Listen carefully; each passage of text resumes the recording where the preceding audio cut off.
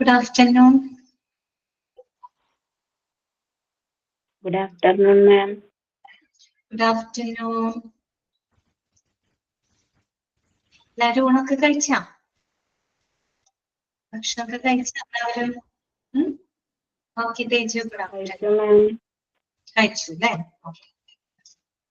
പിന്നെ 2 ദിവസമൊക്കെ എങ്ങനെ ഉണ്ടായിരുന്നു നിങ്ങക്ക്?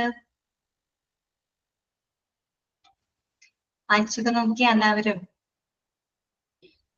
പഠിച്ചു തുടങ്ങിക്കോളൂ കേട്ടോ. ഇതൊക്കെ കഴിയുമ്പോഴേക്ക് എക്സാം വരും. അപ്പൊ നമ്മുടെ 3rd ഉം 4th ഉം പിന്നെ 1st ഉം 2nd ഉം മൊഡ്യൂൾ എക്സാം വന്നതുപോലെ 3rd ഉം 4th ഉം ചാപ്റ്റേഴ്സ് തീരുന്നതിനനുസരിച്ച് തീരുമ്പോഴേക്കും അതിന്റെ മോഡൽ എക്സാം വരും കേട്ടോ. അപ്പൊ ഇപ്പോഴേ തന്നെ പഠിച്ചു തുടങ്ങുക. പിന്നീട് ഒരു ദിവസത്തേക്കായിട്ട് മാറ്റി വെക്കരുത്. എങ്ങനെയാന്ന് വെച്ചാൽ സമയം കിട്ടുന്നതിനനുസരിച്ച് പഠിച്ചുകൊണ്ടിരിക്കാം കേട്ടോ. പഠിച്ചു പോയിക്കൊണ്ടിരിക്കാം. അപ്പൊ ഫൈനൽ എക്സാം ആകുമ്പോഴേക്കും നിങ്ങൾക്ക് കുറെ കൂടെ എഫർട്ട് കുറയും. ഓക്കെ, ഇപ്പൊ ഒന്ന് ശ്രദ്ധിക്കാം കേട്ടോ. അപ്പൊ നമുക്ക് ഇന്നത്തെ ക്ലാസ് നമുക്ക് സ്റ്റാർട്ട് ചെയ്യാം. നമ്മള് കഴിഞ്ഞ ക്ലാസ്സിൽ നമ്മൾ എവിടെ വരെ പറഞ്ഞു നിർത്തി? നമ്മൾ എന്തൊക്കെ പഠിച്ചു? നമ്മള് പേഷ്യന്റ് കൗൺസിലർ എന്താണെന്ന് പഠിച്ചു അല്ലെ? പേഷ്യന്റ് കൗൺസിലർ പഠിച്ചപ്പോ പ്രധാനമായിട്ടും 5 നോൺ ക്ലിനിക്കൽ ജോബുകളാണ് നമ്മൾ ഈ ഒരു ചാപ്റ്ററിനകത്ത് പരിചയപ്പെട്ടത് അല്ലെ? ഹോസ്പിറ്റൽ അഡ്മിനിസ്ട്രേറ്റർ, അദ്ദേഹത്തിന്റെ ജോബ്സ് എന്ന് പറയും, അദ്ദേഹത്തിന്റെ റെസ്പോൺസിബിലിറ്റീസ് നമ്മൾ കണ്ടു. പിന്നെ out patient secretary, medical secretary, പിന്നെ out patient department executive. Last നമ്മൾ പഠിച്ചത് പേഷ്യന്റ് കൗൺസിലർ ആണ്. അപ്പോ പിന്നീട് നമ്മൾ കണ്ടത് അത് ഫുള്ള് നമ്മൾ കഴിഞ്ഞു. പിന്നെ നമ്മൾ പഠിച്ചു തുടങ്ങിയത് basic skills required for non clinical jobs അല്ലെ? ഇത്തരം നോൺ ക്ലിനിക്കൽ ജോബുകൾക്ക് വേണ്ട ബേസിക് സ്കില്ലുകൾ എന്തൊക്കെയാണ്? അപ്പൊ ഒരു 10 പോയിന്റ് നമുക്ക് അതിനകത്ത് പഠിക്കാനുണ്ട് അല്ലെ? 10 പോയിന്റിൽ 5 പോയിന്റ് നമ്മൾ കഴിഞ്ഞ ക്ലാസ്സിൽ ഡിസ്കസ് ചെയ്തിരുന്നു. പ്രോബ്ലം സോൾവിംഗ് സ്കില്ല് വരെയാണ് നമ്മൾ എന്ത് ചെയ്തത്? ഡിസ്കസ് ചെയ്തത് അല്ലെ? ഇനി അടുത്തൊരു 5 പോയിന്റുകളും കൂടെ നമുക്ക് അതിനകത്ത് പഠിക്കാനുണ്ട്. ആദ്യത്തെ എന്തായിരുന്നു?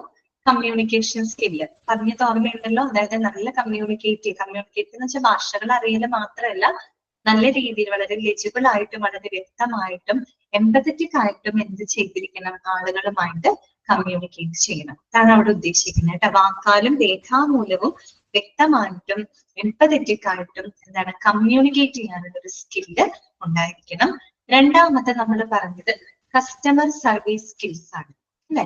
അതായത് നമുക്കറിയാം നോൺ ക്ലിനിക്കൽ സ്റ്റാഫുകളാണ് ഏറ്റവും ആദ്യം പേഷ്യന്റുമായിട്ട് കോണ്ടാക്ട് വരുന്നത്. നോൺ ക്ലിനിക്കൽ സ്റ്റാഫുകളാണ്, അത്തരം ജോലികളിലാണ്.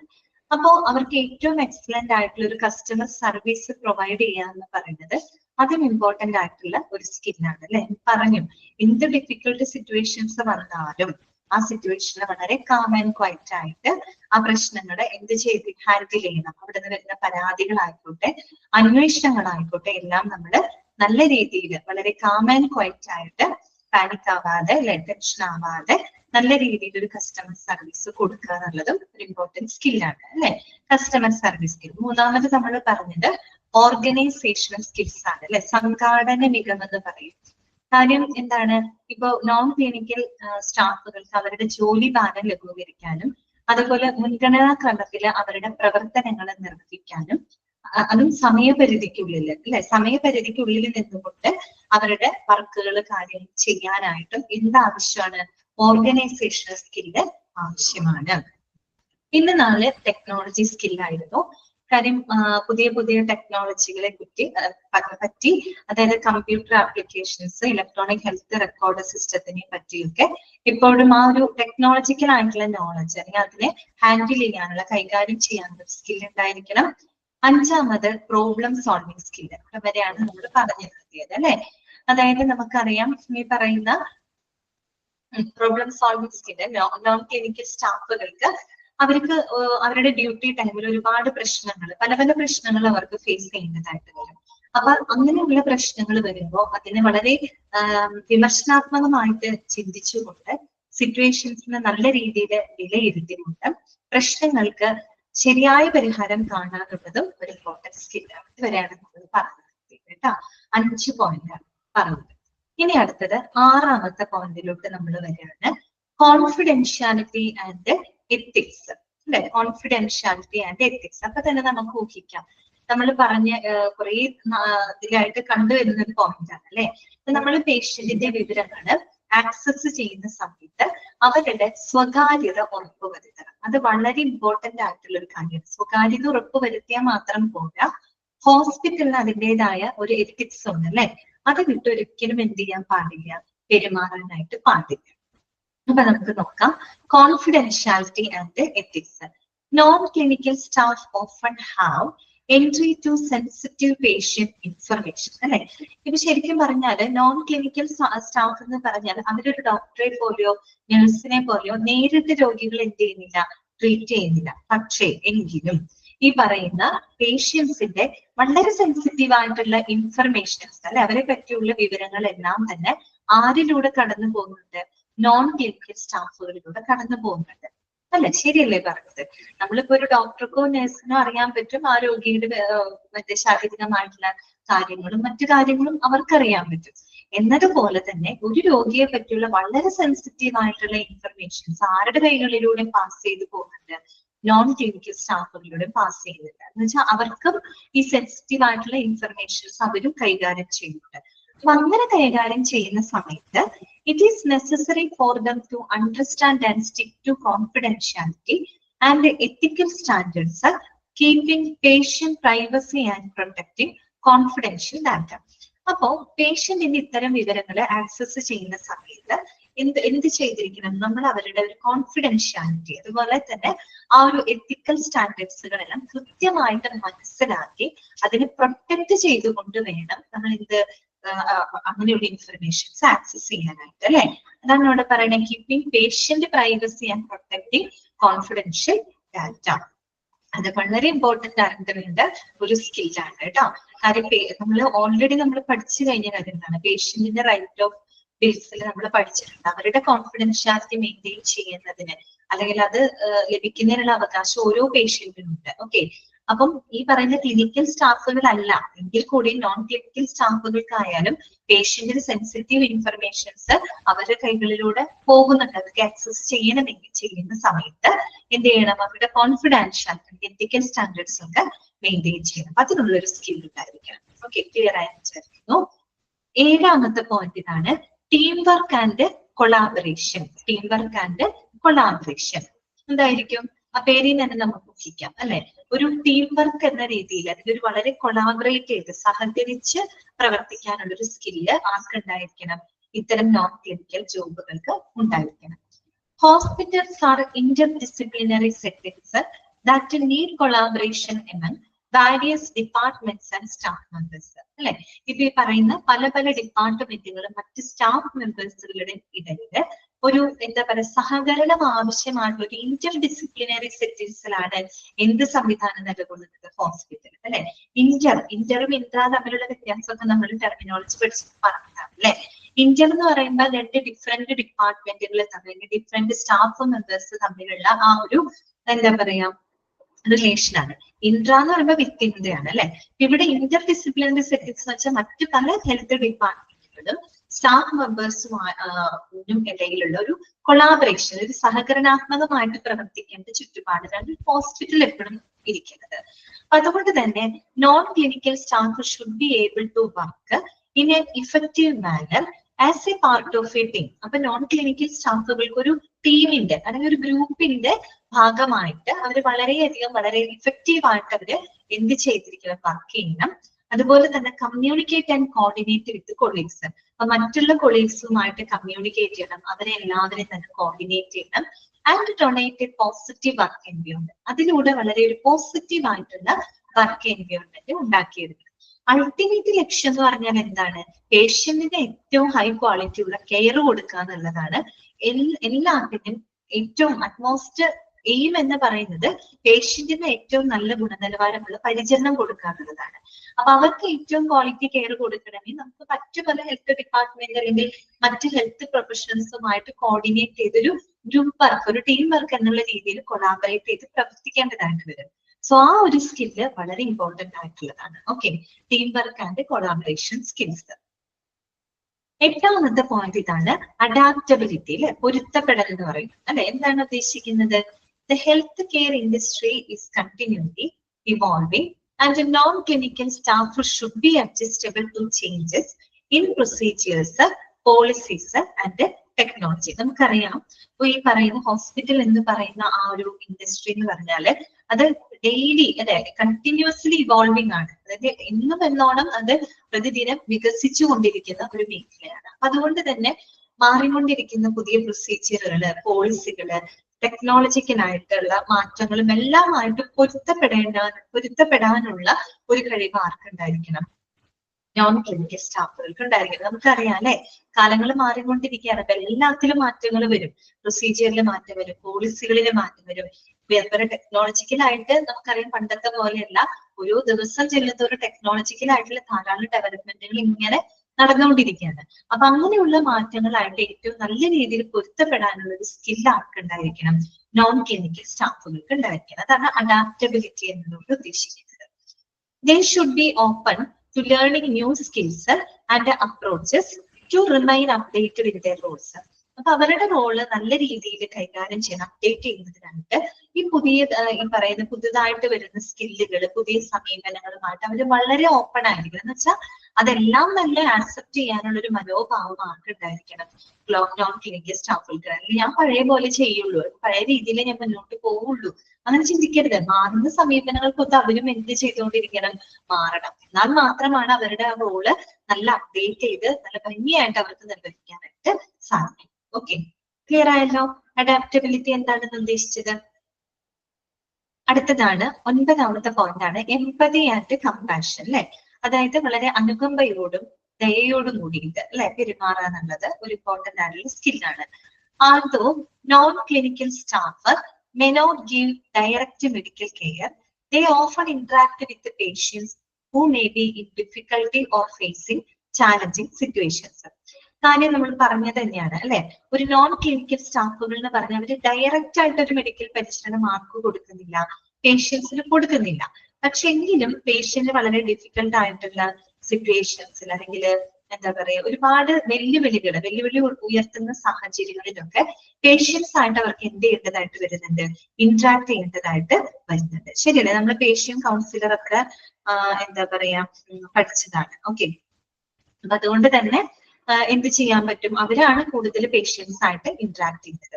അങ്ങനെ ഇന്ററാക്ട് ചെയ്യുന്ന സമയങ്ങളിൽ demonstrating empathy, sympathy and sensitivity towards the patient's requirement and emotions is necessary for providing a supportive environment.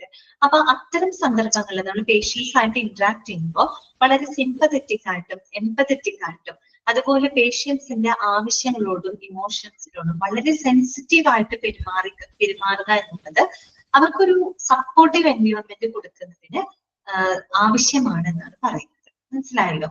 Clear ആയില്ലേ പറഞ്ഞത്? കാരണം സിമ്പതറ്റിക് ആയിട്ട് എംപതറ്റിക്. നമ്മൾ പറഞ്ഞു സിമ്പതി എന്ന് പറയുമ്പോൾ നമുക്കൊരു ദയ തോന്നണം. ഇപ്പൊ ഒരാളുടെ സിറ്റുവേഷൻ നമുക്ക് കാണുമ്പോഴോ ഒരു അവസ്ഥയോട് നമുക്കൊരു ദയ തോന്നുന്നതാണ് sympathy.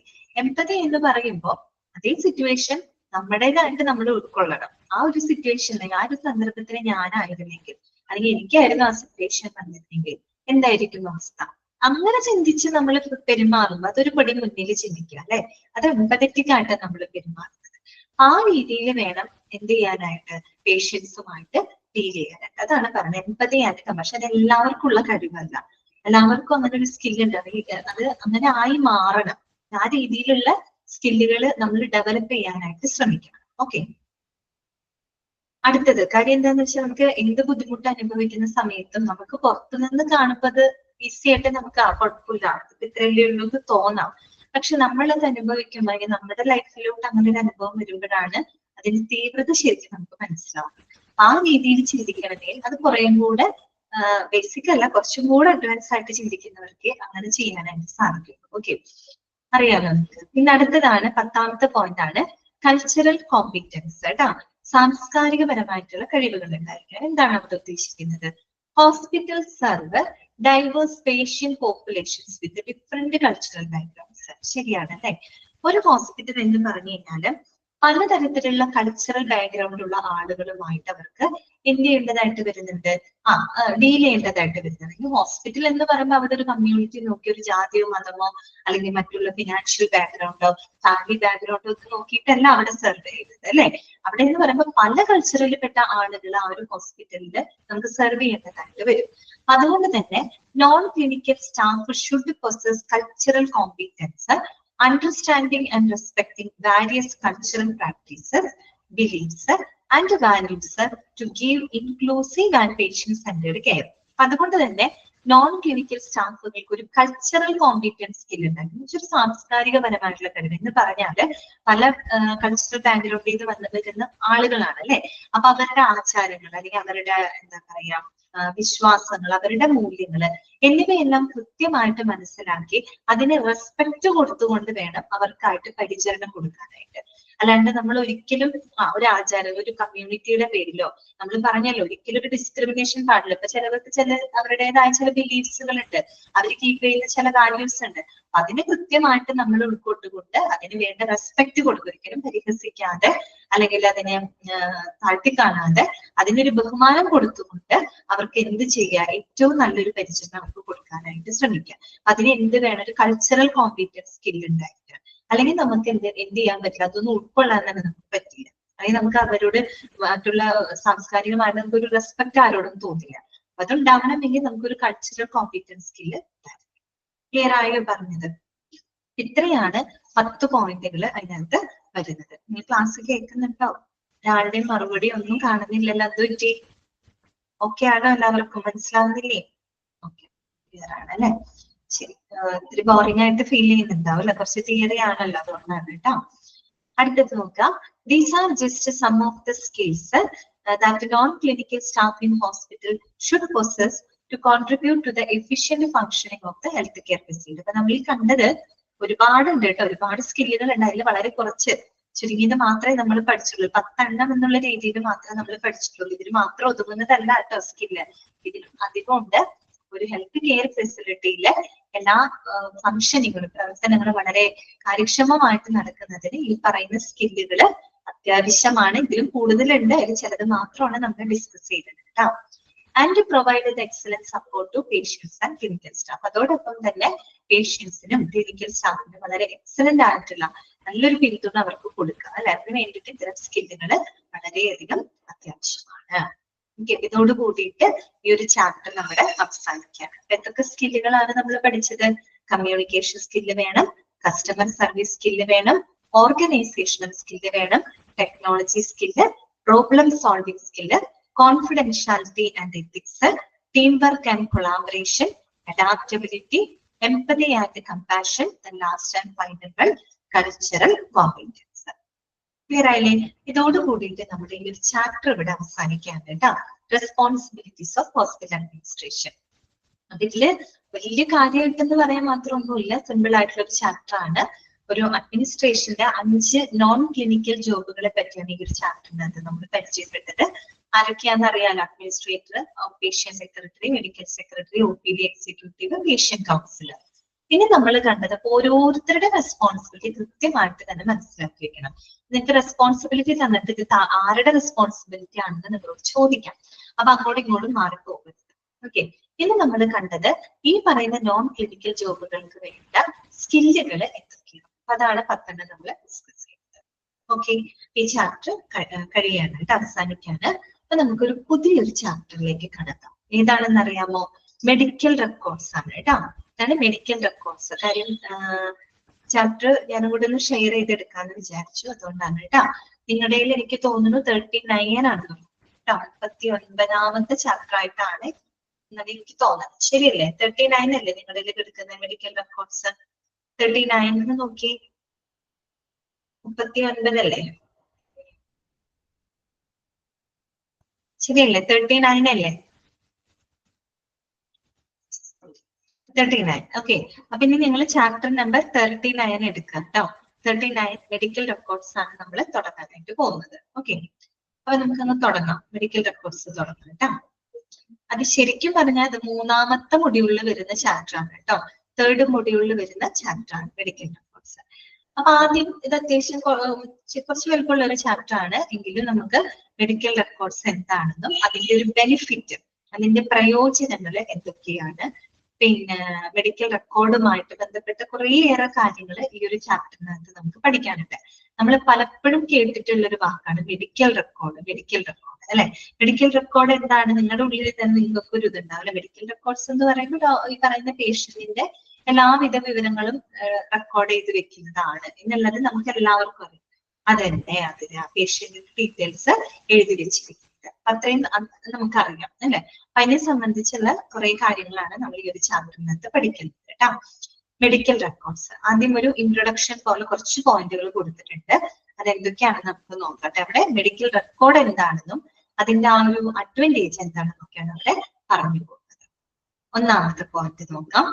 Medical record means who, what, why, where and when of the patient care to the hospital. എന്താണ് ഉദ്ദേശിക്കുന്നത്? മെഡിക്കൽ റെക്കോർഡ് എന്ന് പറഞ്ഞു കഴിഞ്ഞാല് ഒരു രോഗി, ആ രോഗിയുടെ ആരാണ്, അയാൾ എന്താണ്, എന്തുകൊണ്ടാണ്, എവിടെയാണ്, എപ്പോഴാണ് എന്നതുമായിട്ട് അതെന്ന ചോദ്യങ്ങൾക്കുള്ള ഒരു ഉത്തരമാണ് നമ്മൾ മെഡിക്കൽ റെക്കോർഡ്സിനകത്ത് രേഖപ്പെടുത്തി വെക്കുന്നത്. ചുരുക്കി പറഞ്ഞു കഴിഞ്ഞാല് ഒരു മെഡിക്കൽ റെക്കോർഡ് എന്ന് പറഞ്ഞാൽ ഒരു രോഗിയുടെ എല്ലാ വിശദാംശങ്ങളും, ആവശ്യമുള്ള എല്ലാ വിശദാംശങ്ങളും, പൂർണ്ണമായിട്ടുള്ള വിശദാംശങ്ങള് രേഖപ്പെടുത്തുന്ന ഒരു റെക്കോർഡാണ് എന്തെന്ന് പറയുന്നത് മെഡിക്കൽ റെക്കോർഡ് അല്ലെ. ആ ഒരു രോഗിയുടെ സംബന്ധമായിട്ടുള്ള എല്ലാ വിവരങ്ങളും അതും വളരെ വിശദമായിട്ട് തന്നെ രേഖപ്പെടുത്തുന്ന ഒരു റെക്കോർഡാണ് മെഡിക്കൽ റെക്കോർഡ്. അതിനകത്ത് ഒരു രോഗിയുടെ പരിചരണവുമായിട്ട് ബന്ധപ്പെട്ട് 5 Ws ആണ് കണ്ടത്. 5 Ws. ഏതൊക്കെയാണ് 5 Ws? അത് രോഗിയുടെ പരിചരണവുമായിട്ട് ബന്ധപ്പെട്ട 5 Ws ആണ്. ഏതൊക്കെയാണ്? ഒന്ന് who, രണ്ടാമത്തത് what, പിന്നെ why, where and when അല്ലെ. 5 Ws. ഏതൊക്കെയാണ് 5 Ws? ഒന്നാമത്തെ നമ്മൾ പറഞ്ഞു who, ആരാണ് അല്ലെ. അപ്പൊ നമ്മള് ആ ഒരു മെഡിക്കൽ റെക്കോർഡിനകത്ത് ആ ഒരു ആരാണ്, ആ പേഷ്യന്റ് ആരാണ്, പേഷ്യന്റിന്റെ ഐഡന്റിറ്റി ഉൾപ്പെടെയുള്ള ആരോഗ്യ പരിരക്ഷാ ദാതാക്കളുടെ വിവരങ്ങളും മറ്റ് ആ ഒരു പരിചരണത്തിന്റെ ഭാഗമായിട്ടുള്ള മറ്റ് പ്രസക്തരായിട്ടുള്ള വ്യക്തികൾക്ക് പരിചരണം കൊടുക്കുന്ന ഡോക്ടേഴ്സ് ഉണ്ടായിരിക്കും, നഴ്സുമാരുണ്ടായിരിക്കും, മറ്റ് അനുബന്ധ മെഡിക്കൽ സ്റ്റാഫുകളൊക്കെ ഉണ്ടായിരിക്കും. അപ്പൊ അവരുടെ വിവരങ്ങൾ അതിനകത്തുണ്ടാവും. അപ്പൊ ആരാണ്, അതായത് പ്രധാനമായിട്ട് ആ രോഗിയുടെ ഐഡന്റിറ്റിയാണ്. ആ രോഗി ആരാണ്, അവിടെയാണ്, ഇവിടെ നിന്നാണ് വരുന്നത്, അഡ്രസ്, അയാള് മെഡിക്കൽ കണ്ടീഷൻ എന്നുമായിട്ട് ബന്ധപ്പെട്ട ആ രോഗിയുടെ ഐഡന്റിറ്റി ഉൾപ്പെടെ ഈ പറയുന്ന എല്ലാ അവർക്ക് പരിരക്ഷ കൊടുക്കുന്ന ആളുകളുടെ വിവരങ്ങളും മറ്റ് അതുമായിട്ട് ബന്ധപ്പെട്ട മറ്റുള്ള വ്യക്തികളുടെ വിവരങ്ങളൊക്കെയാണ് അവിടെ അത് പൂർണ്ണ ഉദ്ദേശിക്കുന്നത്. അപ്പൊ അതിന്റെ ഒരു ഉത്തരം ആ മെഡിക്കൽ റെക്കോർഡിനകത്ത് ഉണ്ട്. രണ്ടാമത്തത് വാട്ടാണ്, എന്താണ്, അതായത് എന്താണ് ആ രോഗി, എന്തെല്ലാം മെഡിസിൻസ് അല്ലെങ്കിൽ എന്തെല്ലാം ട്രീറ്റ്മെന്റുകൾ അല്ലെങ്കിൽ എന്തെല്ലാം പ്രൊസീജിയറുകളാണ് ആ ഒരു രോഗിക്കായിട്ട് കൊടുക്കുന്നത്, അല്ലെങ്കിൽ എന്ത് ട്രീറ്റ്മെന്റ് ആണ്, എന്ത് പ്രൊസീജിയേഴ്സ് അല്ലെങ്കിൽ എന്ത് മെഡിസിൻസ് ആണ് ആ ഒരു രോഗിക്കായിട്ട് പ്രൊവൈഡ് ചെയ്യുന്നത് എന്നതിനുള്ളൊരു ഉത്തരമായിട്ട് വാട്ട് അല്ലെ. അതാണ് വാട്ട്. അതിനുള്ള ഉത്തരം എന്തായിരിക്കും? പിന്നെ വൈ, എന്തുകൊണ്ടാണ് ആ രോഗിയെ ആശുപത്രിയിൽ പ്രവേശിപ്പിക്കേണ്ടി വന്നത് അല്ലെ. എന്ത് കാരണം കൊണ്ടാണ് ആ രോഗി ആശുപത്രിയിൽ പ്രവേശിക്കപ്പെടുന്നത്, അയാളുടെ രോഗനിർണയം, രോഗലക്ഷണങ്ങൾ, അതൊക്കെയാണ്. എന്തുകൊണ്ടാണ് ഇങ്ങനെയുള്ള ലക്ഷണങ്ങൾ വന്നത് എന്നുള്ളതിനൊരു ഉത്തരം ആ മെഡിക്കൽ റെക്കോർഡിനകത്ത്. അതാണ് വൈ എന്ന് പറയുന്നത്, എന്തുകൊണ്ട്. അടുത്തത് വേറാണ്, എവിടെയാണ്, അതായത് ആശുപത്രി ഡിപ്പാർട്ട്മെന്റുകൾ ഉൾപ്പെടെ റൂമുകൾ ഉൾപ്പെടെയുള്ള ആ ഒരു രോഗിയുടെ പരിചരണത്തിന്റെ സ്ഥാനം എവിടെയാണ്, ആ രോഗിക്ക് പരിചരണം കൊടുക്കുന്നത് വാർഡിലാണോ അതോ റൂമിലാണോ, ഇനി ICUവിലാണോ, ഓപ്പറേഷൻ തിയേറ്ററിലാണോ, അങ്ങനെ ആ ഒരു രോഗിയെ എവിടെയാണ് ചികിത്സിക്കുന്നത്, ആശുപത്രിയുടെ എവിടെയാണ് ചികിത്സിക്കുന്നത് എന്നതിനൊരു ഉത്തരം അതിനകത്തുണ്ടാവും. ആൻഡ് വെൻ എന്ന് പറയുമ്പോ എപ്പോഴാണ് അല്ലെ. അതായത് ആ രോഗിക്ക് ട്രീറ്റ്മെന്റുകളും പ്രൊസീജിയറുകളും എപ്പോഴാണ് നൽകുന്നത് എന്ന് വെച്ചാൽ അവർക്ക് ആ ട്രീറ്റ്മെന്റുകളും പ്രൊസീജിയറുകളും നൽകുന്നതിന്റെ ടൈമും ഡേറ്റുമാണ് അവിടെ ഉദ്ദേശിക്കുന്നത് കേട്ടോ. എപ്പോഴാണ് അവർക്കത് കൊടുക്കുന്നത്. ഇങ്ങനെയുള്ള വിവരങ്ങൾക്കുള്ള ഉത്തരമാണ് ഏതിനകത്ത് നമ്മൾ ഉപയോഗിക്കുന്നത്, എന്തിനകത്ത് സ്റ്റോർ ചെയ്യുന്നത്, മെഡിക്കൽ റെക്കോർഡ്സ്. ശരിയല്ലേ? ഈ 5 കാര്യങ്ങൾക്കും ഉത്തരമായി കഴിഞ്ഞാൽ അതൊരു പൂർണ്ണമായിട്ടുള്ള വിവരങ്ങളാണ്. രോഗിയെ പറ്റി നമുക്ക് പൂർണ്ണമായിട്ടുള്ള വിവരങ്ങൾ ഈ 5 ചോദ്യം നമുക്ക് ലഭിക്കും അല്ലെ. അത്തരത്തിലുള്ള വിവരങ്ങൾ റെക്കോർഡ് ചെയ്യുന്ന അല്ലെങ്കിൽ ഡോക്യുമെന്റ് ചെയ്യുന്ന ഒരു റെക്കോർഡാണ് മെഡിക്കൽ റെക്കോർഡ് എന്ന് ഉദ്ദേശിക്കുന്നത് കേട്ടോ. ക്ലിയർ ആയി വിചാരിക്കുന്നു. So medical record means who, what, why, where and when of the patient care to the hospital. Clear ആയോ? രണ്ടാമത്തെ പോയിന്റ് ഇതാണ്, it is A legal record. അതൊരു ലീഗൽ റെക്കോർഡാണ് കേട്ടോ. It is A legal record, ഒരു നിയമപരമായിട്ടുള്ള റെക്കോർഡാണ്. എന്തുകൊണ്ടാണ് അതൊരു നിയമപരമായിട്ടുള്ള റെക്കോർഡാണ് എന്ന് പറയാനുള്ള റീസൺ എന്താണ്? ഒന്ന്, it is evidence in court. ഇപ്പൊ കോടതിയിൽ എന്തെങ്കിലും കേസുകളോ കാര്യങ്ങളോ ഉണ്ടാവുകയാണെങ്കിൽ നമുക്ക് കോടതിയിൽ സബ്മിറ്റ് ചെയ്യാനുള്ള ഒരു എവിഡൻസ്, ഒരു തെളിവാണ് മെഡിക്കൽ റിപ്പോർട്ട്. അത് മാത്രമല്ല, പേഷ്യന്റിന് കൊടുക്കുന്ന പരിചരണത്തിന് എന്തെങ്കിലും വിട്ടുവീഴ്ചകൾ വന്നു കഴിഞ്ഞാൽ അതിനും ഒരു എവിഡൻസ് ആയിട്ട് നമുക്ക് ക്ലെയിം ചെയ്യാൻ പറ്റുന്ന ഒരാളാണ് മെഡിക്കൽ റെക്കോർഡ്സ്. സോ അങ്ങനെയൊക്കെ നോക്കുമ്പോൾ it is A legal record തന്നെയാണ്. ഒരു ലീഗൽ റെക്കോർഡാണ് ഇത് മെഡിക്കൽ റെക്കോർഡ് എന്ന് പറയുന്നത്. മനസ്സിലായല്ലോ എന്തുകൊണ്ട് ലീഗൽ റെക്കോർഡാണെന്ന് പറയേണ്ടത്? ഇപ്പൊ കേസുകളൊക്കെ വരുന്ന മെഡിക്കൽ കേസുകൾ ഇപ്പൊ അങ്ങനെയൊക്കെ വരില്ലേ, അത് തന്നെ പോലീസ് ഇൻവെസ്റ്റിഗേഷൻ ഒക്കെ വരുമ്പോൾ അതിനൊരു പ്രൂഫാണ്. ഇപ്പൊ കോർട്ടിൽ വല്ല കേസ് അതിനോടനുബന്ധിച്ച് വരികയാണെങ്കിൽ അതിനുള്ളൊരു എവിഡൻസ് ആണ്. പിന്നെ പേഷ്യന്റിനാണെങ്കിലും പരിചരണത്തിന് എന്തെങ്കിലും വിട്ടുവീഴ്ചകൾ, വേണ്ടത്ര രീതിയിൽ അവർക്ക് പരിചരണം കിട്ടുന്നില്ല എന്നുള്ളതൊക്കെ നമുക്ക് ഈ പറയുന്ന മെഡിക്കൽ റെക്കോർഡ്സ് എവിഡൻസ് നോക്കിക്കഴിഞ്ഞാൽ മനസ്സിലാവും. Okay, so it is A legal. അടുത്തത് കേട്ടോ, medical records favours patient, consultants, hospital staff and hospital. അതായത് മെഡിക്കൽ റെക്കോർഡ് എന്ന് പറയുന്നത് രോഗികളെയും കൺസൾട്ടൻസിനെയും മറ്റു ഹോസ്പിറ്റൽ ജീവനക്കാരെ, മൊത്തത്തിൽ ഹോസ്പിറ്റലിനെ തന്നെ പൂർണ്ണമായിട്ടും വളരെ അനുകൂലമായിട്ടുള്ള ഒന്നാണ് മെഡിക്കൽ. അനുകൂലം ഇൻ ദ സെൻസ് എന്താണ്, അവർക്ക് എല്ലാവർക്കും ഒരുപോലെ ഹെൽപ്ഫുൾ ആയിട്ടുള്ള ഒരു റെക്കോർഡാണ് മെഡിക്കൽ റെക്കോർഡ്. ശരിയല്ലേ? ഇപ്പൊ പേഷ്യൻസിന് അത് ഹെൽപ്ഫുൾ ആണ്. ഇനി അവരെ കൺസൾട്ട് ചെയ്യുന്ന ഡോക്ടേഴ്സിനായാലും ആ ഒരു മെഡിക്കൽ റെക്കോർഡ് പരിശോധിച്ച് കഴിഞ്ഞാൽ അവർക്ക് മുൻ കാര്യങ്ങളും നിലവിലുള്ള കാര്യങ്ങളൊക്കെ മനസ്സിലാക്കാൻ പറ്റും. അതുപോലെ മറ്റനുബന്ധ ഹോസ്പിറ്റൽ ജീവനക്കാർക്കും മൊത്തത്തിൽ ഹോസ്പിറ്റലിന് ഒരുപോലെ ഹെൽപ്ഫുൾ ആയിട്ടുള്ള ഒരു റെക്കോർഡാണ് മെഡിക്കൽ റെക്കോർഡ്സ് കേട്ടോ. അടുത്ത പോയിന്റ് ഇതാണ്, the legal aspects includes requirements and principles related to making the medical record, including its content, using and restraining the record, maintaining it, obtaining it, and releasing information from it. എന്താണ് പറയുന്നത്? നമ്മൾ പറഞ്ഞു it is A legal record, ഒരു legal റെക്കോർഡാണ്. അപ്പൊ ഒരു medical റെക്കോർഡിന്റെ legal വശങ്ങൾ എന്തെല്ലാം കാര്യങ്ങളാണ് ഉൾപ്പെടുത്തുന്നത്? ലീഗൽ വശം എന്ന് പറയുമ്പോൾ ആ ഒരു മെഡിക്കൽ റെക്കോർഡിന്റെ നിർമ്മാണവുമായിട്ട് ബന്ധപ്പെട്ട എല്ലാ പ്രിൻസിപ്പിൾസും, എല്ലാ തത്വങ്ങളും, എല്ലാ ആവശ്യകതകളും അടങ്ങുന്നതാണ് അതിന്റെ നിയമപരമായിട്ടുള്ള വശങ്ങൾ ഉദ്ദേശിക്കുന്നത്. മനസ്സിലായോ? മെഡിക്കൽ റെക്കോർഡിന് ഒരു ലീഗൽ റെക്കോർഡാണ്, അതിനൊരു നിയമപരമായിട്ടുള്ള വശം ഉണ്ടെന്ന് നമുക്കറിയാം. ഈ നിയമപരമായിട്ടുള്ള വശത്തിൽ എന്താണ് ഉൾക്കൊള്ളുന്നത്?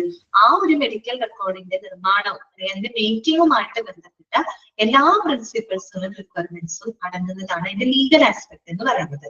എന്ന് പറഞ്ഞാൽ അതിനകത്ത് ഇൻക്ലൂഡിങ് ഇറ്റ്സ് കണ്ടന്റ്, അതായത് ആ ഒരു റെക്കോർഡിനകത്ത് കണ്ടന്റുകൾ ഏതൊക്കെയാണ്, അതുപോലെ യൂസിങ് ആൻഡ് രജിസ്റ്റർ ചെയ്ത് റെക്കോർഡ്, ആ റെക്കോർഡ് എങ്ങനെ ഉപയോഗിക്കണം, അല്ലെങ്കിൽ എങ്ങനെ അതിനെ കൺട്രോൾ ചെയ്യണം, ആൻഡ് മെയിൻറ്റെയിനിങ് ഇറ്റ്, അതിനെ എങ്ങനെ പരിപാലിക്കണം, അതുപോലെ എങ്ങനെയാണ് അത് ലഭ്യമാക്കേണ്ടത്, അതിൽ നിന്നും എന്തെല്ലാം വിവരങ്ങളാണ് പുറത്തോട്ട് റിലീസ് ചെയ്യുന്നത്, അങ്ങനെയുള്ള ആ ഒരു എല്ലാ കാര്യങ്ങളും, ഒരു മെഡിക്കൽ റെക്കോർഡിന്റെ എല്ലാ കാര്യങ്ങളും ഒരുപോലെ എന്താണ് അടങ്ങുന്നതാണ് അതിന്റെ ലീഗൽ ആസ്പെക്ട് ഉദ്ദേശിക്കുന്നത്. നമ്മൾ ഓൾറെഡി പറഞ്ഞു ഇറ്റ്സ് എ ലീഗൽ റെക്കോർഡാണെന്ന് പറഞ്ഞു. ക്ലിയർ ആയല്ലോ പോയിന്റ്?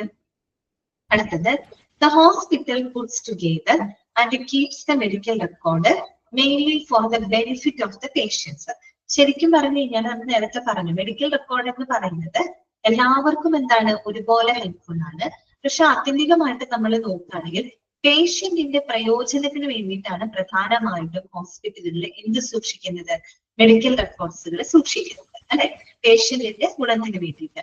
അതുകൂടാതെ medical records are also kept as a guide to consultants for the medical statistics research and the security of the physician, hospital staff and hospital against unfair criticism. അപ്പൊ ചുരുക്കി പറഞ്ഞാൽ ഈ records എന്ന് പറയുന്നത് കൺസൾട്ടൻസിന് ഒരു guide പോലെ, consultants വെച്ചാൽ രോഗിയെ ചികിത്സിക്കുന്ന ഡോക്ടേഴ്സിന് ഒരു എന്താ പറയാ ഈ പറയുന്ന പോലെ അവർക്കൊരു ഗൈഡായിട്ട്. അത് മാത്രമല്ല ഇപ്പൊ ഈ ഫിസിഷ്യൻസിന് അല്ലെങ്കിൽ ഹോസ്പിറ്റൽ സ്റ്റാഫിനെതിരെ ഉണ്ടാകുന്ന ചില അന്യായമായിട്ടുള്ള വിമർശനങ്ങൾക്കെതിരെയുള്ള ഒരു പ്രൂഫും കൂടിയാണ് ഇത് മെഡിക്കൽ റെക്കോർഡ്. കാരണം അതിലെല്ലാം കൃത്യമായിട്ട് രേഖപ്പെടുത്തി വെക്കും. എന്തെങ്കിലും ആലിഗേഷൻസ് മോശമായിട്ട് ഹോസ്പിറ്റലിനെ സംബന്ധിച്ചു വരികയാണ്, ഏതെങ്കിലും ഒരു കൺസൾട്ടന്റിനെ സംബന്ധിച്ചു വരികയാണെങ്കിൽ അത് എന്താണ് അത്തരത്തിലുള്ള കാര്യങ്ങള് എന്താണ് ഒരു സുരക്ഷിതത്വം, അതിനുള്ള ഒരു സെക്യൂരിറ്റി എന്നുള്ള രീതിയിൽ നമ്മൾ സൂക്ഷിക്കുന്നതാണ് മെഡിക്കൽ റെക്കോർഡ്സ് കേട്ടോ. ക്ലിയർ ആയല്ലോ? അടുത്ത point, when the hospital lets in a patient, it enters into an implied contract to provide services needed in the care and treatment of the patient. അതായത് ഇപ്പൊ ഒരു ഹോസ്പിറ്റലില് പേഷ്യന്റിനെ അനുവദിക്കുക അല്ലെങ്കിൽ പ്രവേശിക്കുന്ന സമയത്ത് ശരിക്കും പറഞ്ഞു കഴിഞ്ഞാൽ ആ ഒരു രോഗിക്ക് ലഭ്യമാക്കേണ്ട വിവിധ സേവനങ്ങളെ പറ്റിയുള്ളൊരു എന്താ പറയുക ഇംപ്ലൈഡ് കോൺട്രാക്ട്. ഇംപ്ലൈഡ് കോൺട്രാക്ട് എന്ന് പറഞ്ഞാൽ ശരിക്കും ഒരു അൺറിട്ടൺ ആയിട്ടുള്ള എഴുതപ്പെടാത്ത ഒരു അണ്ടർസ്റ്റുഡ് ആയിട്ടുള്ള ഒരു എഗ്രിമെന്റ് എന്നുള്ള രീതിയിലാണ് കേട്ടോ.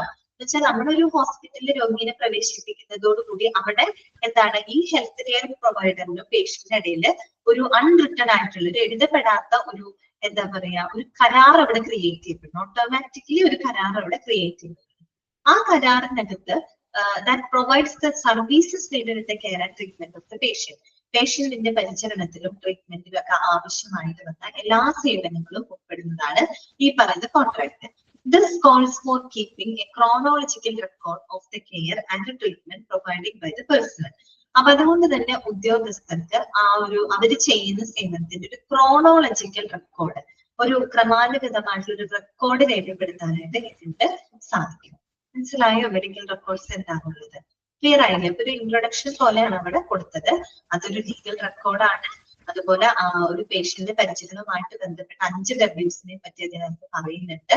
പിന്നെ മെഡിക്കൽ റെക്കോർഡ് എന്ന് പറയുമ്പോൾ എല്ലാവർക്കും ഒരുപോലെ ഉപകാരപ്രദമായിട്ടുള്ള ഒരു സംഭവമാണ് മെഡിക്കൽ റെക്കോർഡ് എന്ന് പറയുന്നത്. ഓക്കെ, ക്ലിയർ ആയല്ലോ? പിന്നെ മെഡിക്കൽ റെക്കോർഡ് പ്രധാനമായിട്ടും നമ്മൾ പേഷ്യന്റിന്റെ പ്രയോജനത്തിന് വേണ്ടിയിട്ടാണ് ഉപയോഗിക്കുന്നത്. എങ്കിലും മറ്റ് ഫിസിഷ്യൻസിനെ, ഹോസ്പിറ്റൽ സ്റ്റാഫുകളെ ഈ പറയുന്ന ഒരു അനാവശ്യമായിട്ട് അന്യായ വിമർശനങ്ങൾക്കെതിരെ ഒരു സുരക്ഷിതത്വം എന്നോണം മെഡിക്കൽ റെക്കോർഡ്സ് യൂസ് ചെയ്യുന്നു. പിന്നെ ഈ പറയുന്ന മെഡിക്കൽ റെക്കോർഡ് ഒരു ക്രോണോളജിക്കൽ അല്ലെ, അതൊരു കാലാനുഗതമായിട്ട് ഒരു എന്താ കാലാനുസൃതമായിട്ടുള്ള ഒരു ക്രോണോളജിക്കൽ റെക്കോർഡുകൾ മനസ്സിലാക്കാനായിട്ട് മെഡിക്കൽ റെക്കോർഡ് സഹായിക്കും. കാരണം അതിന് കൃത്യമായിട്ട് ഡേറ്റും ടൈമും അവർക്ക് കൊടുത്ത ട്രീറ്റ്മെന്റുകളൊക്കെ അതിനകത്ത് രേഖപ്പെടുത്തും. ക്ലിയർ ആയോ പറഞ്ഞത്? ഓക്കെ ആണോ? ഓക്കെ ആണോ? ഒരു 2 മിനിറ്റ് നിങ്ങൾ ഇതൊന്ന് വായിച്ചേ. 2 മിനിറ്റ് ഇതൊന്ന് വായിക്കും.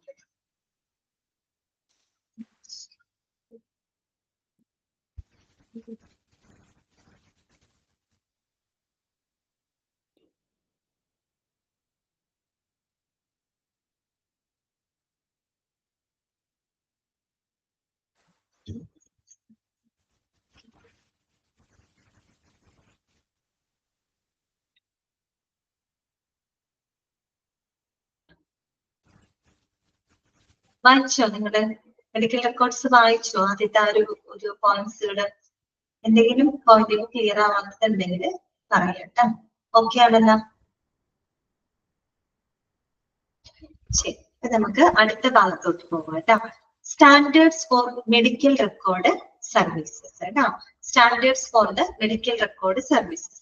ഈ മെഡിക്കൽ റെക്കോർഡ് സേവനങ്ങൾക്കുള്ള സ്റ്റാൻഡേർഡിനെ പറ്റിയാണ് നമ്മൾ പഠിക്കാനായിട്ട് പോകുന്നത്. ഓക്കെ, അതിനൊരു സ്റ്റാൻഡേർഡ് കീപ്പ് ചെയ്തുകൊണ്ട് വേണം മെഡിക്കൽ റെക്കോർഡ് സേവനങ്ങളൊക്കെ.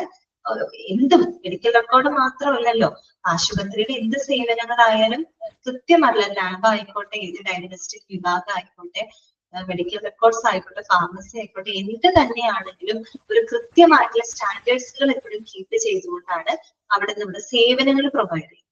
ഇവിടെ നമ്മൾ ഇനി പഠിക്കാൻ പോകുന്നത് standards for the medical record services. Medical record സേവനങ്ങൾക്കുള്ള സ്റ്റാൻഡേർഡിനെ പറ്റിയാണ് നമ്മൾ ഇനി പഠിക്കാനായിട്ട് പോകുന്നത്. ഓക്കെ, അപ്പൊ ഒന്നാമത്തെ പോയിന്റ് എന്താണ്? The standards R normally A measure.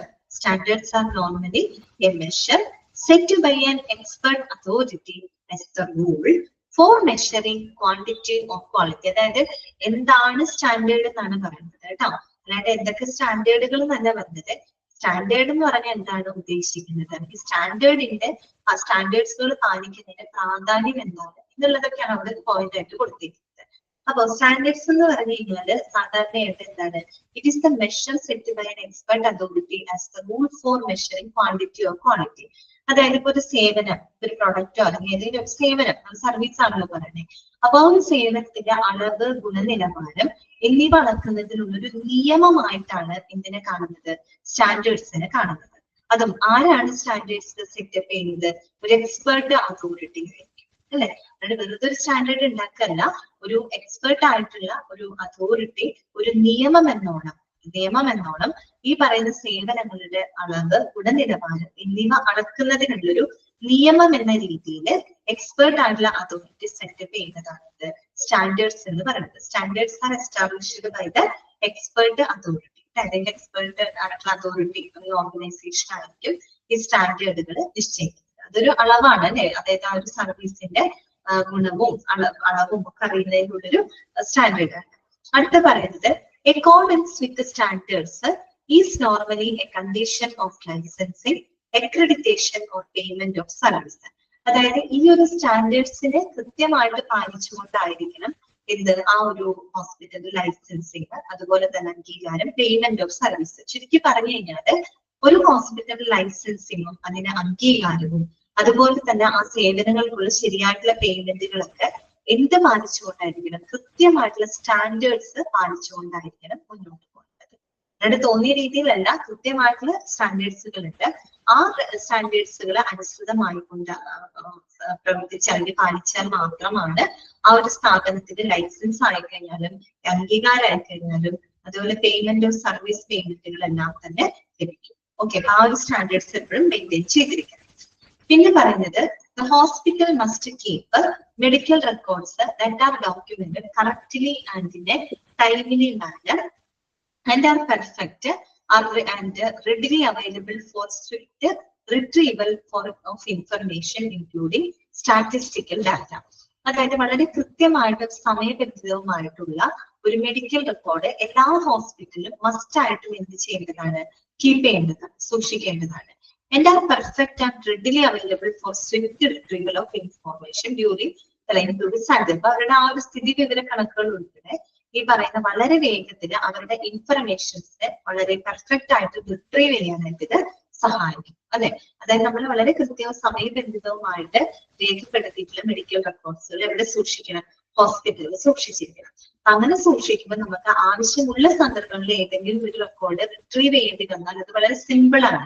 അങ്ങനെയാണ് ചെയ്യുന്നത് കേട്ടോ, ടൈമിലി ആണ്, കറക്റ്റ് ആയിട്ടാണ് ചെയ്യുന്നതെങ്കിൽ ആ ഒരു ഇൻഡസ്ട്രിയൽ സ്റ്റാറ്റിസ്റ്റിക്കൽ ഡാറ്റ ഉൾപ്പെടുന്ന വളരെ വേഗത്തിലും വളരെ എന്താ പറയാ റിലയബിൾ ആയിട്ടുള്ള ആ ഒരു ഇൻഫർമേഷൻസ് റെഡിലി അവൈലബിൾ ആക്കുന്നതിന് അത് ഹെൽപ്പ് ചെയ്യും. ഓക്കെ, അപ്പൊ ഇവിടെ സ്റ്റാൻഡേർഡ് എന്നതിന്റെ ഒരു ജസ്റ്റ് എന്താണ് സ്റ്റാൻഡേർഡ് എന്നോ എന്തൊക്കെ സ്റ്റാൻഡേർഡ്സുകളാണെന്ന് അവിടെ പറയുന്നില്ല. സ്റ്റാൻഡേർഡ് എന്ന് പറഞ്ഞു കഴിഞ്ഞാൽ അതിന്റെ അളവ്, ഗുണനിലവാരം എന്നിവ മെഷർ ചെയ്യുന്നത് ഒരു അളവ്, ഇതാണ് സ്റ്റാൻഡേർഡ് എന്നാണ് ഉദ്ദേശിക്കുന്നത്. ഈ ഒരു സ്റ്റാൻഡേർഡിന് വിധേയമായിക്കൊണ്ട് മാത്രം പ്രവർത്തിച്ചാൽ ആ ഒരു ഹോസ്പിറ്റൽ ലൈസൻസിങ് ആയാലും അംഗീകാരമായി കഴിഞ്ഞാലും പേയ്മെന്റ് ഓഫ് സർവീസുകളെല്ലാം കൃത്യമായിട്ട് ലഭിക്കണമെങ്കിൽ ഈ പറയുന്ന സ്റ്റാൻഡേർഡ്സ് കീപ്പ് ചെയ്തിരിക്കണം. അതുപോലെ വളരെ സമയബന്ധിതവും കൃത്യവുമായിട്ട് രേഖപ്പെടുത്തിയുള്ള മെഡിക്കൽ റെക്കോർഡ്സുകൾ എല്ലാ ഹോസ്പിറ്റലിലും സൂക്ഷിച്ചിരിക്കണം. എങ്കിൽ മാത്രമാണ് നമുക്ക് അവരുടെ വളരെ പെട്ടെന്ന് തന്നെ നമുക്ക് ആ ഒരു എന്താ പറയാ നമുക്ക് റെഡിലി അവൈലബിൾ ആവുള്ളൂ കേട്ടോ, വളരെ പെട്ടെന്ന് നമുക്ക് ലഭ്യമാകും. ഓക്കെ, ക്ലിയർ ആണോ പറഞ്ഞത്? ക്ലിയർ ആണോ?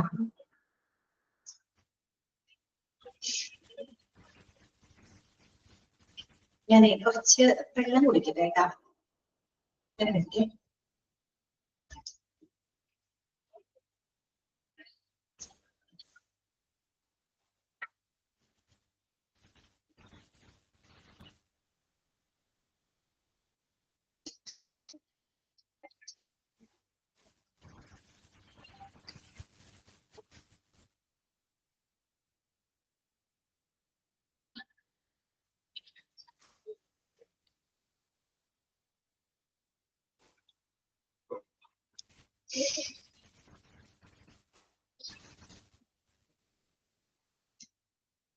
തുടങ്ങാം, നമുക്ക് നോക്കാം. ഭയങ്കര ക്ഷീണം പോലെ തോന്നണം, എന്താണെന്നറിയില്ല. ആ സുഖമില്ലെന്ന് വെച്ചാല് ഭയങ്കര ക്ഷീണം. ഞാൻ കഴിഞ്ഞ ദിവസം മൂന്നാറ് പോയിരുന്നു, ഫ്രണ്ട്സിന്റെ കൂടെ മൂന്നാറൊക്കെ പോയിട്ടുണ്ടായിരുന്നു. കുറെ നാളുകൾക്ക് ശേഷം പോയതാണ്. അപ്പൊ 2 ദിവസം യാത്രയുണ്ടായിരുന്നു. പിന്നെ യാത്ര ചെയ്ത് കഴിഞ്ഞ് വന്നപ്പോ ഭയങ്കര ഒരു ക്ഷീണം പോലെ തോന്നുന്നു. അതുകൊണ്ടാണ് ഉറക്കമൊന്നും ശരിയായില്ല, എന്റെയൊക്കെ ഒരു ബുദ്ധിമുട്ടുണ്ട്. അത് നമുക്ക് നോക്കാം. ക്ലൈമറ്റ്, അതെ അതെ, ക്ലൈമറ്റിന്റെ പ്രശ്നമുണ്ട്. പിന്നെ വീട്ടിൽ വന്നാലും നമുക്ക് എന്താ പറയാ റെസ്റ്റ് ചെയ്യാനുള്ളൊരു ടൈം കിട്ടുന്നില്ല. അപ്പൊ അതുകൊണ്ടൊക്കെ ഒരു അലച്ചിലായിരുന്നു. അതുകൊണ്ടാണ് ഒഴിവാക്കണത്. ലീവാക്കാൻ പറ്റില്ല. ലീവാക്കി കഴിഞ്ഞാൽ നിങ്ങളുടെ പോർഷൻസ് കംപ്ലീറ്റ് ആവില്ല. അങ്ങനെ കുറെ ബുദ്ധിമുട്ടുകളുണ്ട്. പരമാവധി ലീവ് എടുക്കാതെയാണ് മുന്നോട്ട് പോകാൻ നോക്കുന്നത്. തീരെ പറ്റാത്ത സാഹചര്യങ്ങളിൽ മാത്രം ലീവ് എടുക്കാൻ ഓർത്തിട്ടാണ്. ഓക്കെ, നോക്കാം. അടുത്തത് കേട്ടോ, inpatient medical record must include. ഇത് ക്ലിയർ ആയില്ലേ? നിങ്ങൾക്ക് സ്റ്റാൻഡേർഡ് എന്താണെന്നുള്ളത് ക്ലിയർ ആയിട്ടുണ്ടാവും. അടുത്തത് എന്തെങ്കിലും മനസ്സിലാവാത്ത പോയിന്റ് ഉണ്ടെങ്കിൽ പറയാം കേട്ടോ.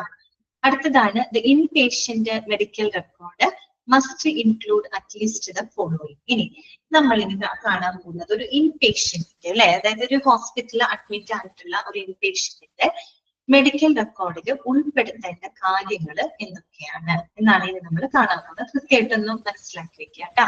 ഒരു ഇൻപേഷ്യന്റ് മെഡിക്കൽ റെക്കോർഡിൽ ഉൾപ്പെടുത്തേണ്ട കാര്യങ്ങൾ എന്തൊക്കെയാണ്? ഒന്നാമത്തത് absolute and correct identification data അല്ലെ. ഒരു ഇൻപേഷ്യന്റിന്റെ കാര്യമാണ് കേട്ടോ നമ്മൾ പറയണത്. അതായത് ഹോസ്പിറ്റലിൽ വന്ന് അഡ്മിറ്റ് ആയിട്ട് കിടക്കുന്ന ഒരു രോഗി അയാളുടെ മെഡിക്കൽ റെക്കോർഡിൽ എന്തെല്ലാം കാര്യങ്ങളാണ് നിർബന്ധമായിട്ടും ഉണ്ടായിരിക്കേണ്ടത് കേട്ടോ. മസ്റ്റ് ഇൻക്ലൂഡ് ചെയ്യുന്ന കാര്യങ്ങളാണ് പറയുന്നത്. ഒന്നാമത്തത് absolute and correct identification data.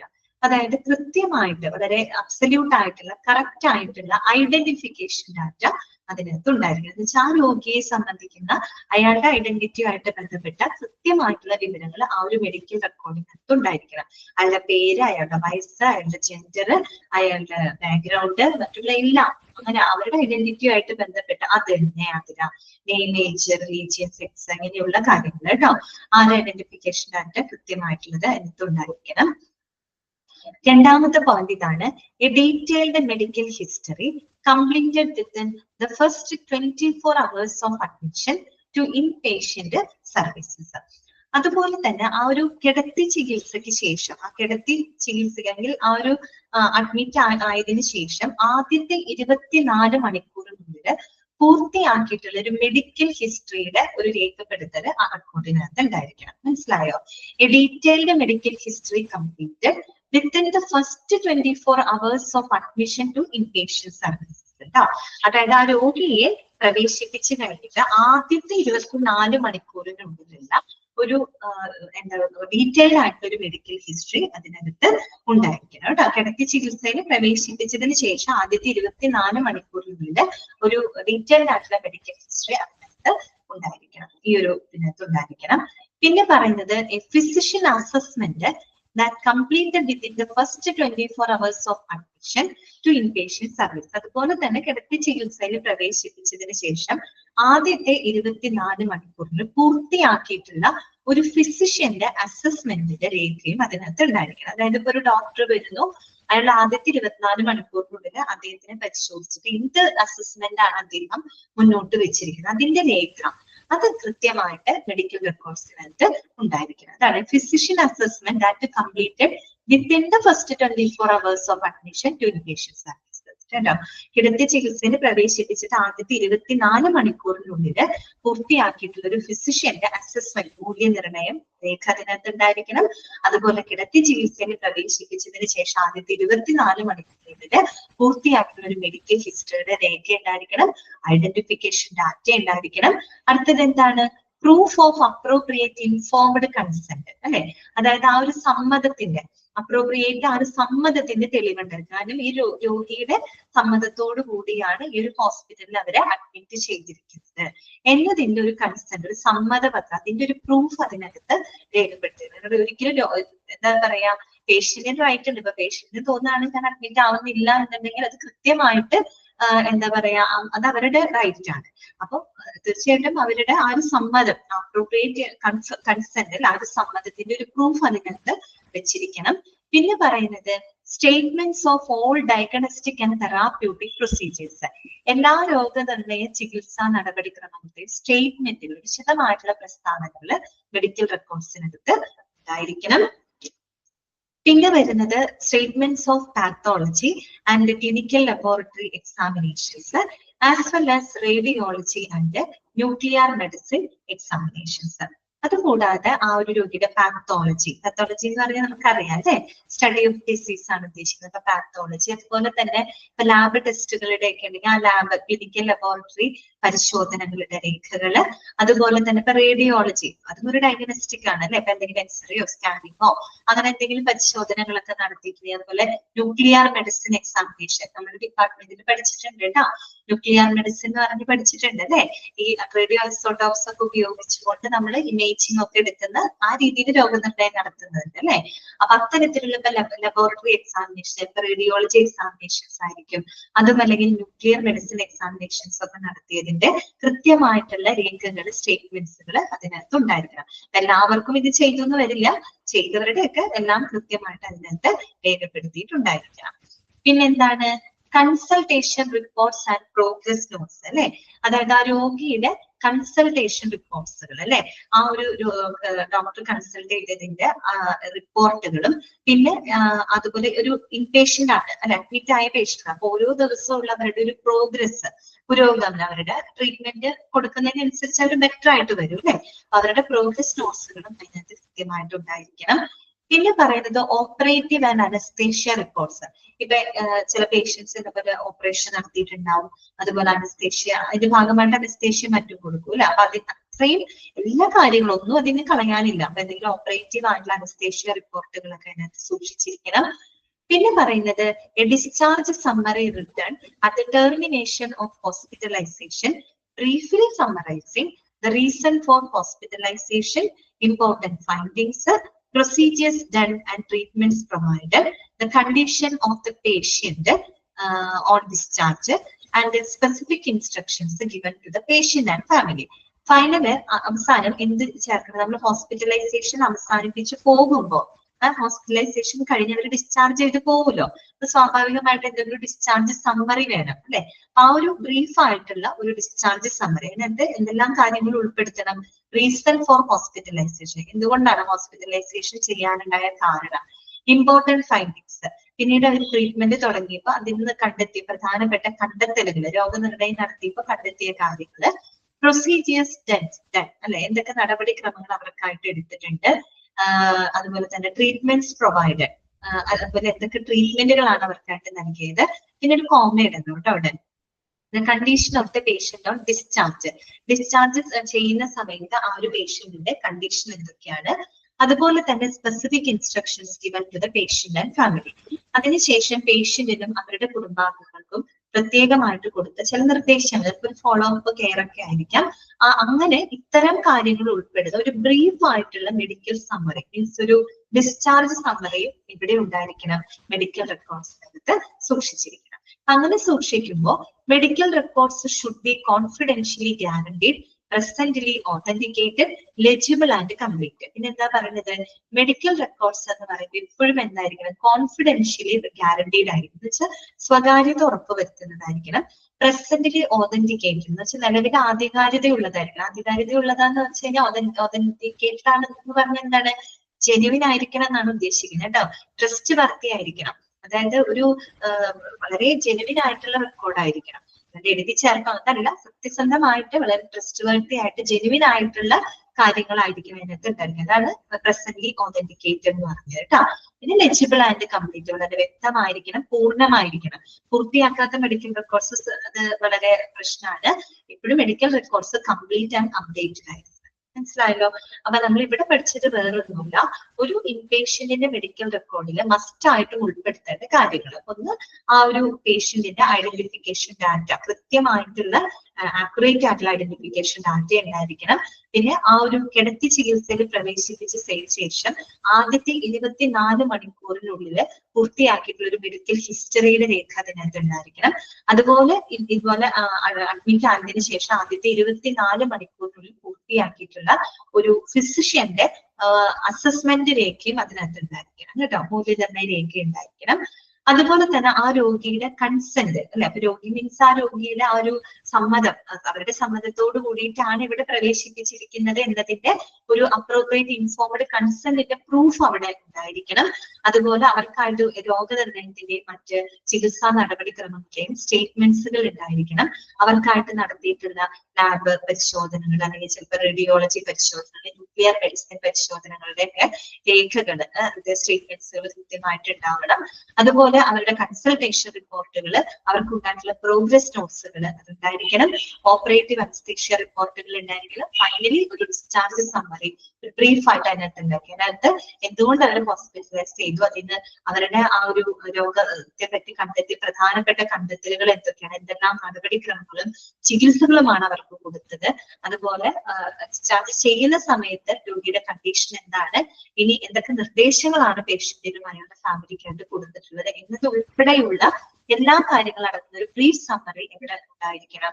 അതിന്റെ ഒരു രേഖ ഈ പറയുന്ന മെഡിക്കൽ റെക്കോർഡ്സിനകത്ത് ഉണ്ടായിരിക്കണം. പിന്നെ എപ്പോഴും മെഡിക്കൽ റെക്കോർഡ് സ്വകാര്യത കീപ്പ് ചെയ്തിരിക്കണം, ജെനുവിൻ ആയിരിക്കണം, ട്രസ്റ്റ് വർത്തി ആയിരിക്കണം, ലെജിബിൾ ആയിരിക്കണം. ദാറ്റ് മീൻസ് വ്യക്തമായിരിക്കണം, കംപ്ലീറ്റഡ് ആയിരിക്കണം. ക്ലിയർ ആയോ പറഞ്ഞത്? ഓക്കെ ആണ്? മനസ്സിലായി വിചാരിക്കുന്നു കേട്ടോ.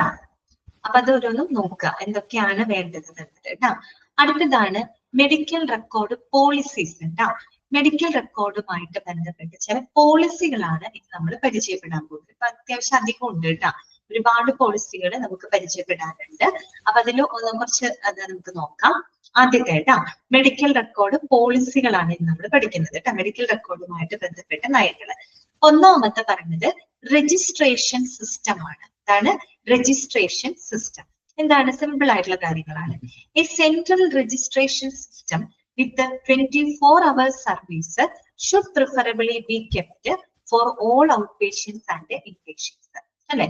അതെന്ന് പറഞ്ഞാൽ എല്ലാ ഔട്ട് പേഷ്യൻസിനും ഇൻപേഷ്യൻസിനുമായിട്ട് 24 മണിക്കൂർ സേവനമുള്ള ഒരു സെൻട്രൽ രജിസ്ട്രേഷൻ സംവിധാനം ഇവിടെ ഉണ്ടായിരിക്കണം. ഈ പറയുന്ന ഹോസ്പിറ്റലിൽ ഉണ്ടായിരിക്കണം. പിന്നെ ഉണ്ട് അല്ലെ? മെഡിക്കൽ റെക്കോർഡുമായിട്ട് ബന്ധപ്പെട്ട പോളിസികളാണ് കേട്ടോ ഈ പറയുന്നത്. അപ്പൊ ആദ്യത്തെയാണ് രജിസ്ട്രേഷൻ സിസ്റ്റം. രജിസ്ട്രേഷൻ സിസ്റ്റത്തിൽ എന്താണ് പറയുന്നത്?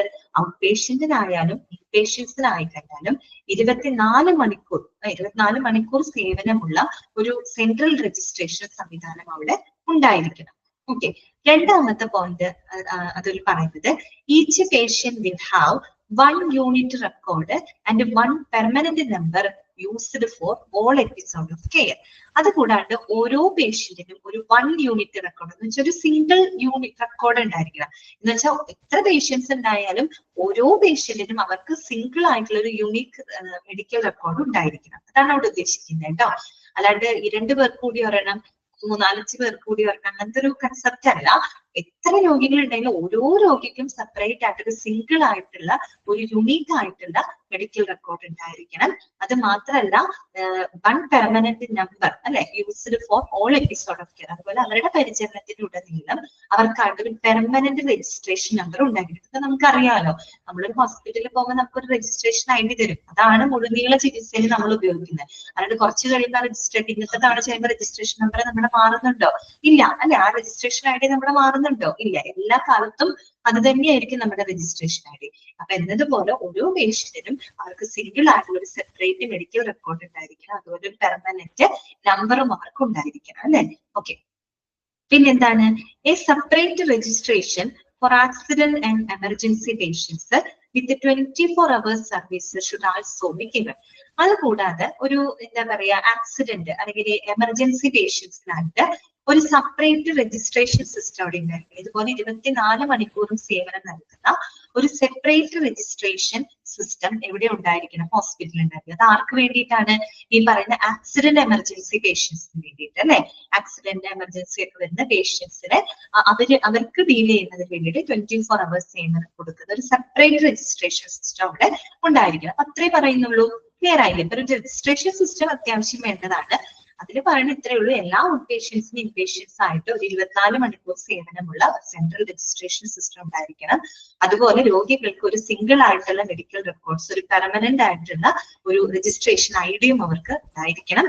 മൂന്നാമത്തെ നമ്മൾ പറയുന്നത് ആക്സിഡന്റ് എമർജൻസി പേഷ്യൻസിനാണെങ്കിൽ അവർക്ക് ഇതുപോലെ തന്നെ 24 മണിക്കൂർ സേവനമുള്ള ഒരു സെപ്പറേറ്റ് രജിസ്ട്രേഷൻ സിസ്റ്റം അവർക്കായിട്ട് ഉണ്ടായിരിക്കണം അല്ലെ? ഓക്കെ. ഇത്രയാണ് രജിസ്ട്രേഷൻ സിസ്റ്റത്തിൽ വരുന്നത്. രണ്ടാമത്തതാണ് നമ്പറിംഗ് സിസ്റ്റം. രണ്ടാമത്തെ എന്താണ്? Numbering system. എന്താണ് നമ്പറിംഗ് സിസ്റ്റം എന്നതുകൊണ്ട് ഉദ്ദേശിക്കുന്നത്? 6-digit numbers are normally used for outpatients and inpatients. അതായത് ഈ പറയുന്ന ഔട്ട്പേഷ്യൻസിനായാലും ഇൻപേഷ്യൻസിനായാലും പൊതുവെ എന്നിട്ടാ പറയുന്നത്, പൊതുവെ ഒരു 6 അക്ക നമ്പറുകളാണ് അവിടെ നമ്മൾ ഉപയോഗിക്കുന്നത്. മെഡിക്കൽ റെക്കോർഡ് നമ്പർ എന്നാണ് അതിന് പറയാ, MRN എന്നാണ് പറയാം, മെഡിക്കൽ റെക്കോർഡ് നമ്പർ. കാര്യം ഓരോരുത്തർക്കും യൂണീക്ക് ആയിട്ട് ഒരു സിംഗിൾ മെഡിക്കൽ റെക്കോർഡ്സ് ഉണ്ട്. അപ്പൊ അതിനായിട്ട് അലോക്കേറ്റ് ചെയ്യുന്ന ഏകദേശം 6 അക്ക നമ്പർ ആയിരിക്കും ഈ പറയുന്ന മെഡിക്കൽ റെക്കോർഡ്സ്, അതായത് മെഡിക്കൽ റെക്കോർഡ് നമ്പർ ആയിട്ട് ഔട്ട് പേഷ്യൻസിനും ഇൻപേഷ്യൻസിനായിട്ട് സെറ്റ് ചെയ്യുന്നത് കേട്ടോ. 6 അക്ക നമ്പർ ആയിരിക്കും. ഓക്കെ. പിന്നെ മാത്രമല്ല, A new patient gets A new hospital number only at the first time of registration. ഒരു പുതിയ പേഷ്യന്റിന് ഒരു പുതിയ ആശുപത്രിയിൽ ആ രജിസ്ട്രേഷൻ സമയത്താണ് അവർക്ക് എന്ത് ലഭിക്കുന്നത്, ഒരു നമ്പർ അവർക്ക് ലഭിക്കുന്നത്, അല്ലെ? അല്ലാണ്ട് ആ നമ്പർ എപ്പോഴും എന്തായിരിക്കും, പെർമനന്റ് ആയിരിക്കും, സ്ഥിരമായിരിക്കും, അല്ലെ? ആ ഒരു 6-digit നമ്പർ ആയിരിക്കും, അതെപ്പോഴും സ്ഥിരമായിരിക്കും, അല്ലെ? ഇനി പിന്നീട് വരുന്ന സമയത്ത് ആ നമ്പർ മാറുകയും ഇല്ല. അതുകൊണ്ടാണ് പറയുന്നത് new patient gets A new hospital number only at the first time of registration. അപ്പൊ രജിസ്ട്രേഷന്റെ ആദ്യ സമയത്ത് മാത്രമാണ് ആ ഒരു പുതിയ പേഷ്യന്റിന് പുതിയൊരു ആശുപത്രിയിൽ ചെന്ന് രജിസ്ട്രേഷൻ ഐ ഡി ലഭിക്കുന്നത്, ആ ഒരു നമ്പർ കിട്ടുന്നത്. നമുക്കറിയാലോ, ആദ്യം തന്നെ പുതിയ ആശുപത്രി പോകുമ്പോൾ നമ്മൾ എന്തായാലും പിന്നെ രജിസ്റ്റർ ചെയ്യേണ്ടി വരും. അപ്പൊ തന്നെ നമുക്കൊരു രജിസ്ട്രേഷൻ ഐ ഡി തരും. അതോടുകൂടി അത് കഴിഞ്ഞ് പിന്നീട് നമ്മൾ തുടർ ചികിത്സയിൽ കംപ്ലീറ്റ് ഉടനീളം നമ്മുടെ നമ്പർ അത് തന്നെയായിരിക്കും, അല്ലെ? അപ്പൊ നമ്പറിംഗ് സിസ്റ്റം മനസ്സിലായാലും അതൊരു MRN എന്നാണ് കേട്ടോ പറയാം, മെഡിക്കൽ റെക്കോർഡിംഗ് നമ്പർ എന്നാണ് പറയാ. ഒരു മെഡിക്കൽ റെക്കോർഡിംഗ് നമ്പർ ഓരോരുത്തർക്കും ഉണ്ടാവും, അതൊരു 6-digit നമ്പർ ആണ്. അതുപോലെ തന്നെ രജിസ്ട്രേഷൻ സമയത്താണ് പുതിയ ഒരു രോഗിക്ക് ആശുപത്രിയിൽ ഒരു രജിസ്ട്രേഷൻ ഐ ഡി ലഭിക്കുന്നത്. ക്ലിയർ ആയോ പറഞ്ഞത്? ഇന്ന് ഇത്രയും മതി കേട്ടോ, എത്രയും മതി. അപ്പൊ നമ്മള് മെഡിക്കൽ റെക്കോർഡ് സ്റ്റാർട്ട് ചെയ്തു. എന്താണ് മെഡിക്കൽ റെക്കോർഡ് പഠിച്ചു വെക്കാം. ഒരു പേഷ്യന്റിന്റെ കെയറുമായിട്ട് ബന്ധപ്പെട്ട 5 Ws ആണ് അവിടെ ഡിസ്കസ് ചെയ്തത്. അതൊരു ലീഗൽ റെക്കോർഡ് ആണെന്നുള്ളത് നിങ്ങൾ മനസ്സിലാക്കി വെക്കാം. പിന്നെ മെഡിക്കൽ റെക്കോർഡ് ശരിക്കും പറഞ്ഞാൽ ഒരു പേഷ്യൻസിനും ഹോസ്പിറ്റലിനും മറ്റു ഹോസ്പിറ്റൽ സ്റ്റാഫുകൾക്ക് ഒരുപോലെ ഹെൽപ്ഫുൾ ആണ് കേട്ടോ, ഒരുപോലെ ഹെൽപ്ഫുൾ ആണ്. പക്ഷെ പ്രധാനമായിട്ട് ഏറ്റവും കൂടുതൽ പ്രയോജനപ്പെടുത്തുന്നത് പേഷ്യൻസിനാണ്. പക്ഷെ എന്നിരുന്നാലും മറ്റു പല എന്താ പറയാ മെഡിക്കൽ സ്റ്റാറ്റിസ്റ്റിക്സ് ഗവേഷണത്തിനും കൺസൾട്ടൻസിനും ഒരു ഗൈഡ് എന്ന രീതിയിൽ മെഡിക്കൽ റെക്കോർഡ്സ് പ്രയോജനപ്പെടുത്തുന്നുണ്ട്. പിന്നെ അവർക്കെതിരെ ഉണ്ടാകുന്ന, ഹോസ്പിറ്റലിനെതിരെ ഉണ്ടാകുന്ന ചില അന്യായ വിമർശനങ്ങൾക്കെതിരെ ഒരു സെക്യൂരിറ്റി എന്നുള്ള രീതിയിൽ നമുക്ക് മെഡിക്കൽ റെക്കോർഡ്സ് ഉപയോഗിക്കാം. ഓക്കെ, ക്ലിയർ ആയല്ലോ? അതൊക്കെ ഒന്ന് ഓർത്ത് വെക്കാം കേട്ടോ. പിന്നെ മെഡിക്കൽ റെക്കോർഡ് സേവനങ്ങളുമായിട്ട് ബന്ധപ്പെട്ട് സ്റ്റാൻഡേർഡ്, അതിൽ സ്റ്റാൻഡേർഡ് എന്താണെന്നൊന്നും അവർ പറയുന്നില്ല. സ്റ്റാൻഡേർഡ് എന്ന് പറയുമ്പോൾ ഇറ്റ് ഈസ് എ മെഷർ, ഒരു അളവാണ്. അതിന്റെ ഒരു ക്വാളിറ്റി, കൊടുക്കുന്ന സേവനത്തിന്റെ ക്വാളിറ്റി അല്ലെ, അതിന്റെ ക്വാണ്ടിറ്റിയും ക്വാളിറ്റിയും മെഷർ ചെയ്യുന്നതിനുള്ള ഒരു എന്താ പറയാ, ഒരു എക്സ്പെർട്ട് അതോറിറ്റി നിശ്ചയിച്ചിട്ടുള്ള ഒരു നിയമം പോലെയാണ് സ്റ്റാൻഡേർഡ് എന്ന് ഉദ്ദേശിക്കുന്നത്. ആ സ്റ്റാൻഡേർഡുകൾ കൃത്യമായിട്ട് പാലിച്ചാൽ മാത്രമാണ് ലൈസൻസിനായാലും അംഗീകാരമായാലും മറ്റേ പേയ്മെന്റ് കാര്യങ്ങളെല്ലാം ഈ ഒരു സ്റ്റാൻഡേർഡിനെ ബേസ് ചെയ്തുകൊണ്ടായിരിക്കണം നടത്തേണ്ടത്. പിന്നെ വളരെ കൃത്യവും സമയബന്ധിതമായിട്ടുള്ള മെഡിക്കൽ റെക്കോർഡ്സ് എല്ലാ ഹോസ്പിറ്റലും നിർബന്ധമായിട്ടും സൂക്ഷിച്ചിരിക്കണം. അതെന്ന് പറഞ്ഞു കഴിഞ്ഞാൽ നമുക്ക് ഇത്തരം എന്താ പറയാ വിവരങ്ങൾ പെട്ടെന്ന് റിട്രീവ് ചെയ്യാനായിട്ടാണ് അതിന് സഹായിക്കും. ഓക്കെ, പിന്നെ ഇൻപേഷ്യൻ മെഡിക്കൽ റെക്കോർഡിൽ ഉൾപ്പെടുത്തേണ്ട കാര്യങ്ങൾ നമ്മൾ പറഞ്ഞു കഴിഞ്ഞു. പിന്നെ മെഡിക്കൽ റെക്കോർഡ് പോളിസികളാണ്, ഇത് രണ്ടെണ്ണമാണ് നമ്മൾ പറഞ്ഞു കേട്ടോ. രജിസ്ട്രേഷൻ സിസ്റ്റം, അതുപോലെ തന്നെ നമ്പറിംഗ് സിസ്റ്റം. ഓക്കെ, ഞാനൊന്ന് അൺമ്യൂട്ട് ചെയ്യാണ്. അൺമ്യൂട്ട് ചെയ്താണ് എടുക്കുന്നത്. ഓക്കെ, എന്തെങ്കിലും ഡൗട്ട് ഉണ്ടെങ്കിൽ ചോദിക്കാം കേട്ടോ. ഇന്നത്തെ ക്ലാസ്സിൽ എന്തെങ്കിലും ഡൗട്ട് ഉണ്ടെങ്കിൽ ചോദിക്കാം.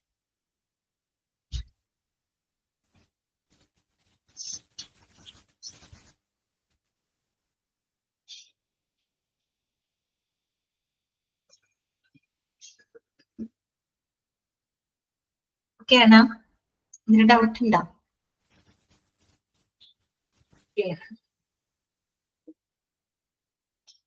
അത് നമുക്ക് വൈൻഡപ്പ് ചെയ്യാം കേട്ടോ. ശരി, ഇപ്പൊ നെക്സ്റ്റ് ക്ലാസ്സിൽ കാണാം. Okay, thank you.